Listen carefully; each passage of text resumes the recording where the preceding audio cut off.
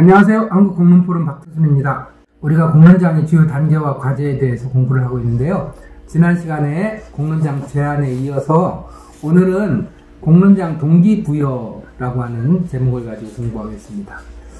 공론장 동기부여로서 다른 문제 해결 방식과의 차이라고 얘기를 했는데, 여러분들이 공론장을 제안하는 여러분들이 여러분 스스로에게나 다른 사람에게 묻고 답하게 되는 중요한 주제 중에 하나는 뭐냐면, 왜 하필이면 공론장 방식이어야 되느냐? 다른 많은 방식들이 있는데 공론장 방식으로 하면 뭐가 다르지? 뭐가 더 좋지? 라고 하는 질문에 직면하게 됩니다. 스스로에게도 그런 질문을 할 수가 있고, 그 질문에 제대로 답을 할 수 있을 때 다른 사람도 설득을 할 수가 있겠죠.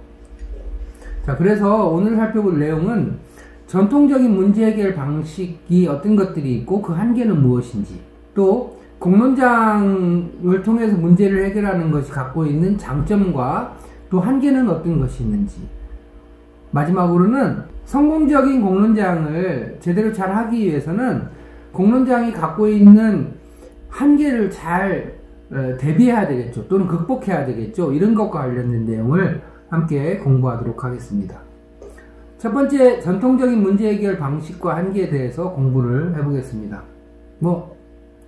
문제 해결 방법이라고 하는 것은 문제만큼이나 많겠죠. 그런데 이제 우리가 대표적인 몇 가지, 우리가 일상에서 경험하는 몇 가지 방식들에 대해서 공부를 해보겠습니다. 전통적인 문제 해결 방식과 한계 등등에 대해서 우리가 다루는 영역은 사적인 영역이 아니라 공동의 관심사를 어떻게 해결할 것이냐 라고 하는 문제잖아요. 그런 차원에서 이제 대표적인 몇 가지 문제 해결 방식에 대해서 살펴보도록 하겠습니다. 첫 번째는 민원이죠. 개인적인 민원도 있고 집단적인 민원도 있습니다. 그런데 이 민원 방식이라고 하는 것은 사안을, 실제로 그 사안 자체를 그 행정기관이라든가 국가가 수용을 하면 해소가 되는 거잖아요.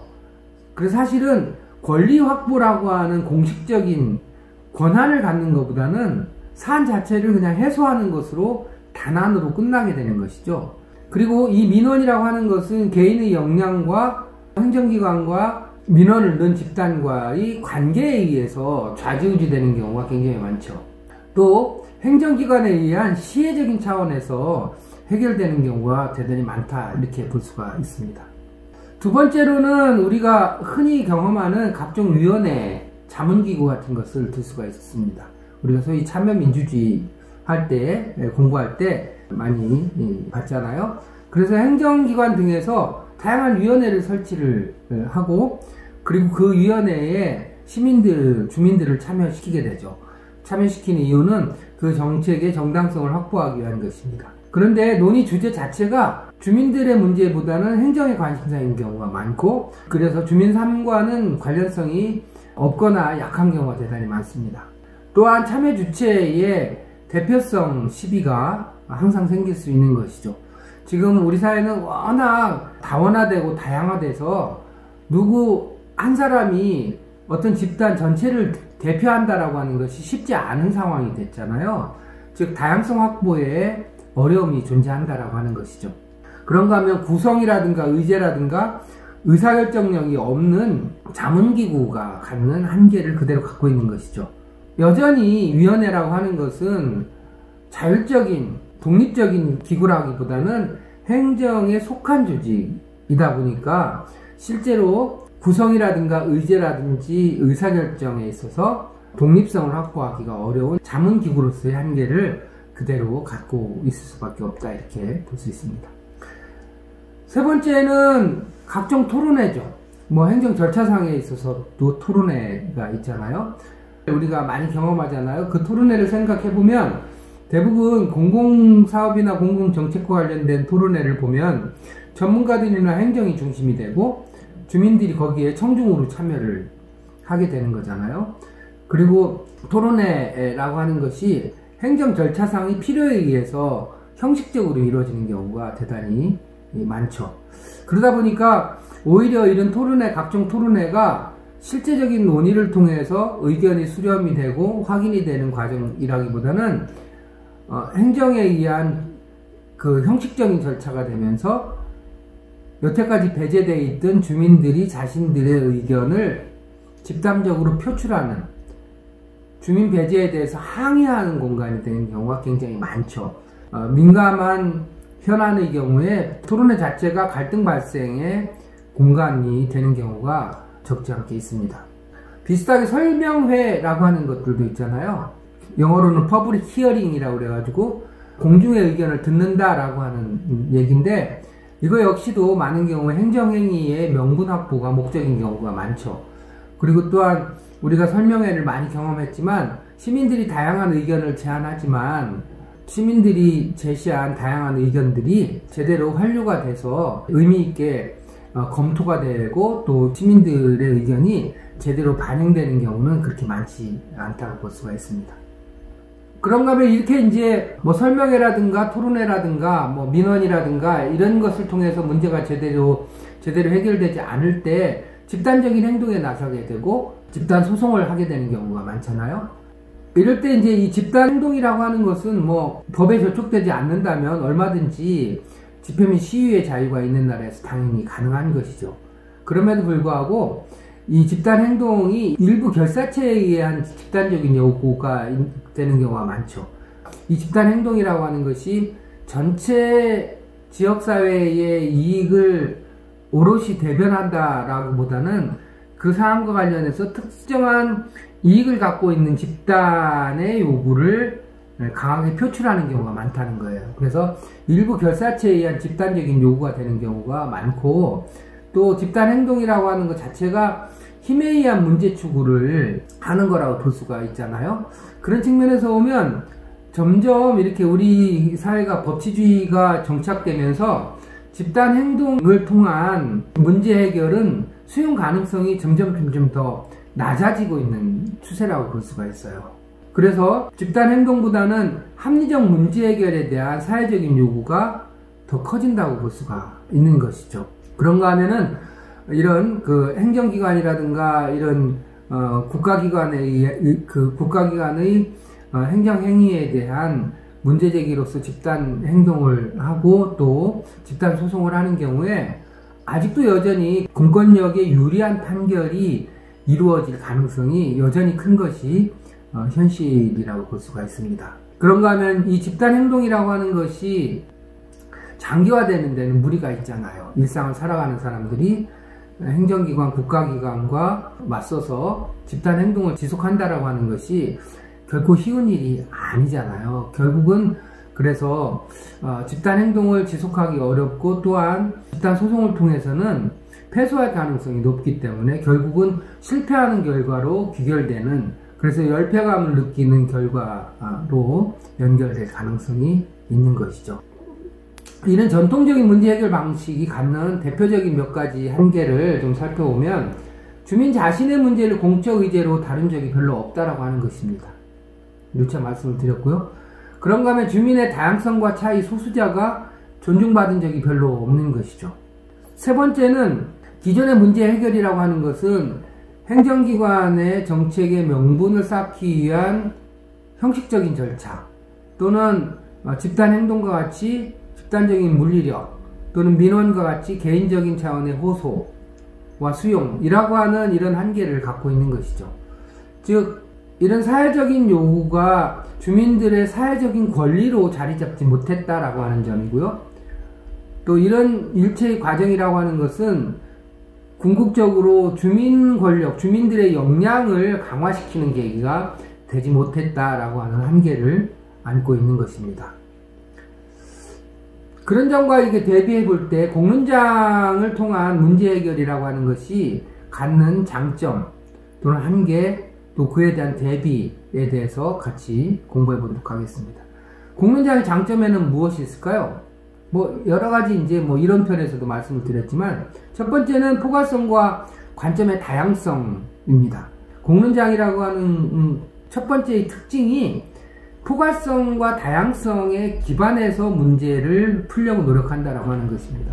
그래서 공론장은 다양성에 기반한 개인이 주체이고 풍부한 토론과 창조적인 논의 가능성을 열어놓고 시작한다라고 하는 것이죠. 그리고 두 번째는 그 과정에 누구든지 원하면 참여할 수 있다라고 하는 것입니다. 그리고 그 참여 방식은 그 과정에 의사소통을 통한 참여라고 하는 것이고요. 세 번째는 개방성과 투명성이 보장된 상태에서 논의를 통해서 이루어지면서 그 과정 자체가 있는 그대로 드러난다라고 하는 것입니다. 그렇게 함으로써 수용 가능성이 높아질 수가 있고 정책 결정의 정당성이 확보가 될 수가 있고 이런 과정을 통해서 신뢰가 형성될 수 있다라고 하는 점이죠. 그리고 네 번째는 이 공론장이라고 하는 것은 대화를 통해서 갈등을 해결할 수 있다고 하는 점입니다. 갈등을 해결하는 방법도 다양한 차원이 있는데요. 이 공론장에서의 갈등 해결이라고 하는 것은 의사소통, 대화를 통해서 갈등을 해결할 가능성, 즉 구조화된 토론과 공정한 토론을 통해서 갈등이 해결될 가능성이 높다라고 하는 점이고요. 마지막으로는 공론장을 통한 문제 해결 방식이 주민들의 역량을 강화시키는 효과를 낳게 된다라고 하는 것입니다. 즉 직접 참여하고 그 과정을 공유하고 상호 이해와 공감을 하는 경험 등을 통해서 소통 능력이 커지고 그리고 민주주의가 형성되는 그런 경험을 함으로써 그 공론장에 참여한 사람들의 역량이 성장하는 기회가 만들어질 수 있다, 이렇게 말씀을 드릴 수가 있겠습니다. 그런가 하면 이 공론장이라고 하는 것 자체가 모든 것을 말해주지 않죠. 공론장 역시도 여러 가지 한계에 직면할 수가 있고요. 따라서 공론장에서 발생할 수 있는 한계를 미리 예상하고 대비하는 것이 대단히 중요하다고 볼 수가 있습니다. 어떤 것들이 있을까요? 첫 번째는 양극화 가능성입니다. 다양성이 미비하고 조정 역량이 약한 경우에 양극화 가능성이 있을 수 있죠. 예를 들어서 보면 우리 동네 소각장 건설과 관련해서 실제로는 어마어마하게 다양한 입장과 이해관계가 존재할 수 있잖아요. 그런데 이런 다양성이 충분히 살아날 수 있게끔 공론장을 형성하지 못하는 경우에는 말 그대로 찬성과 반대라고 하는 입장 차이로만 양극화될 가능성이 있는 것이죠. 그래서 오히려 공론장이 분열을 심화시키는 그런 계기가 될 수 있다는 점을 우리가 유념할 필요가 있습니다. 생각해 볼 수 있는 대비책으로는 조정 역량을 강화해야 되는 것이죠. 그리고 참여의 다양성을 강화하고 역량 있는 조정자를 초빙할 필요가 있고요. 공론장의 목적에 대해서 참여자의 이해를 높일 필요가 있다고 볼 수가 있습니다. 공론장의 목적 중에는 사회적인 통합력을 높이는 것이 공론장의 중요한 목적이 될 수가 있다고 말씀을 드린 적 있잖아요. 두 번째는 공론장이 누구한테나 개방된 공간이라고 얘기하지만 실제로 현실에서는 공론장에 참여하거나 자신의 얘기를 표현하기가 쉽지 않은 경우가 발생할 수 있는 것이죠. 이런 것은 이제 기술적인, 물리적인, 시간적인 한계로 인해서 공론장 참여에 어려움이 발생하는 경우, 또 참여 기회를 얻지 못한 사람들이 공론장 자체에 대해서 반발할 수 있는 가능성, 또 많은 경우에 일부 인사들이 과대대표되는, 소위 빅보이스라고 하는 일부 인사들이 공론장을 장악하거나 과다대표되는 가능성이 늘상 존재할 수 있는 것이잖아요. 따라서 이에 대한 대비책도 역시 필요합니다. 그래서 공론장에 대한 홍보를 강화할 필요가 있고요. 또 충분한 준비 시간을 확보할 필요가 있습니다. 사람들이 알아야지 참여를 할 거 아니에요. 그 다음에 주민 친화적인 공론장을 설계할 필요가 있습니다. 그래서 편리한 시간에 쉽게 갈 수 있는 장소에서 공론장을 열어야지 되는 것이고요. 또 일부 인사들이 과대대표되는 굉장히 중요한 이유는 다양성이 갖춰져 있지 않기 때문이잖아요. 다양성이 갖추어지지 않는 것은 다양한 사람들이 참여할 수 있는 기회가 충분히 보장되지 않기 때문에 그렇잖아요. 따라서 온오프라인 소통 공간을 통해서 많은 사람들이 관심을 갖고 참여할 수 있는 기회를 형성하는 것이 대단히 중요하다고 볼 수가 있습니다. 세 번째는 시간과 재원 확보에 어려움이 발생할 수 있습니다. 그래서 이 공론장이 제대로 되려면 시간도 있고 돈도 있고 전문 지식도 있어야 되죠. 그리고 상당한 준비와 인적 자원이 필요한 것이 사실입니다. 공론장을 열기에 적절한 자원이 없는 경우에는 공론장을 열기 위해서 필요한 자원을 스스로 확보하지 못하는 경우에 행정에 의지할 가능성이 커지고 그것은 곧 자율성을 해치는 결과를 초래할 가능성도 있는 것이죠. 그런가 하면은 공론장을 구성해서 운영하려면 누군가는 실무를 맡아서 일을 해야 되잖아요. 그런 실무 역량을 확보하지 못할 가능성도 있는 것이잖아요, 현실적으로. 따라서 이런 경우를 미리 예상하고 준비를 해야 됩니다. 가장 먼저 생각해야 될 것은 용역 같은 것에 맡기면 안 된다라고 하는 것입니다. 여러분들이 생각하는 것보다 굉장히 비싼 비용을 지불해야지 되고, 또 스스로 만들어가는 공론장에 비해서 용역회사에 의뢰하는 경우에 결코 좋은 결과를 쉽게 얻지 못한다라고 하는 점을 여러분들이 유념할 필요가 있고요. 주민이 자발적으로 그 진행 과정 역시도 준비를 해야지 됩니다. 그래서 중요한 것이 최대한 비용 부담이 되지 않도록 그 과정을 설계하는 것이 대단히 중요하고요. 자원봉사자를 적극적으로 활용할 필요가 있습니다.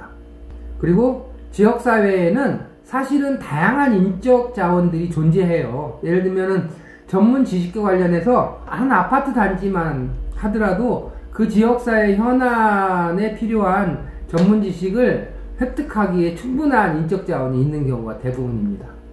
이렇게 지역사회의 인적 자원을 활용할 필요가 있고요. 그 다음에는 실제로 이제 공론장을 구성해서 운영하는 과정에서 여러분들이 직면할 수 있는 문제 중에 하나는 빅마우스의 문제입니다. 특히 이렇게 아직도 전통사회에 이런 분위기가 많이 남아있는 곳에서는 이 공론장이 역시 이렇게 주민 내부의 수직적인 위계 때문에 공론장이 말 그대로 자유롭고 평등한 공론장이 되지 못하는 경우가 많아요. 그래서 이런 토론 과정이 왜곡되고 논의 결과가 왜곡되는 경우가 있죠. 그런가 하면 이제 참여한 대다수 사람들이 공론장 경험을 하지 못한 사람들이 대부분이잖아요. 또 소극적으로 참여하거나 또 무임승차하는 경우 같은 문제들도 있을 수 있습니다. 이것이 우리가 지금 현재 있는 상황이라고도 볼 수가 있는 것이죠. 이런 상황에 적절히 우리가 대비할 필요가 있는데요. 빅마우스 같은 소수자가 지배하는 위험으로부터 벗어나기 위해서는 참여를 다양화하는 것이 가장 중요한 방법입니다. 그리고 논의의 공정성을 강화해야 하는 것이고, 또 전통적인 위계에 의해서 공론장을 지배하려고 하는 경우에 전문가 의견 등을 적절히 활용할 필요가 있는 것이죠. 그리고 무엇보다도 공론장이라고 하는 것이 무엇인지, 왜 자유롭고 평등한 사람들이 합리적 토론을 통해서 문제를 해결하려고 하는지라고 하는 공론장 취지에 대한 사전 교육이 역시 대단히 중요하다, 이렇게 정리해서 말씀을 드릴 수가 있겠습니다. 그 다음에는 공론장의 한계와 관련해서 생각해 볼 수 있는 거는 논의 결과를 현실화하기 어려운 경우가 있습니다. 공론장은 아이디어를 창출하고 대안을 촉진하는 데는 탁월한데, 이 논의 결과를 어떻게 현실화할 것이냐라고 하는 부분을 가볍게 생각하면 안 되는 것이죠. 결국은 열심히 사람들이 모여서 논의를 해서 어떤 결과를 얻었는데 그거를 어떻게 현실화시킬 것인가 라고 하는 방안이 없다면 허탈해지지 않겠어요? 따라서 준비 단계부터 공공기관과 소통을 강화하고 진행과 논의 결과를 공유할 필요가 있어요. 또 어떤 사안을 가지고 공론장을 할 것인지를 생각할 때부터 이 관련 사안과 관련해서 법적인, 제도적인 검토를 할 필요가 있습니다. 그래서 기존의 법은 어떻게 되어 있는지, 우리가 논의를 통해서 어떤 부분을 설득력 있게 확장할 수 있는지 등등 법과 제도적인 측면에 대한 검토를 사전에 할 필요가 있고요. 특히 이런 공론장의 제안과 구성 단계부터 결국은 이 법과 제도를 만들기 위해서는 의회가 필요하잖아요. 그래서 의회와 밀접한 소통과 협력이 매우 중요하다, 이렇게 말씀을 드릴 수가 있겠습니다. 이렇게 해서 오늘 여러분들이 공론장을 제안하면서 겪게 되는 중요한 질문, 왜 다른 방식이 아니라 공론장이라는 방식으로 문제를 해결하려고 하느냐 라고 하는 질문에 대해서 함께 공부해 봤습니다. 오늘 공부가 도움이 되셨다면 구독과 좋아요 부탁드립니다. 감사합니다.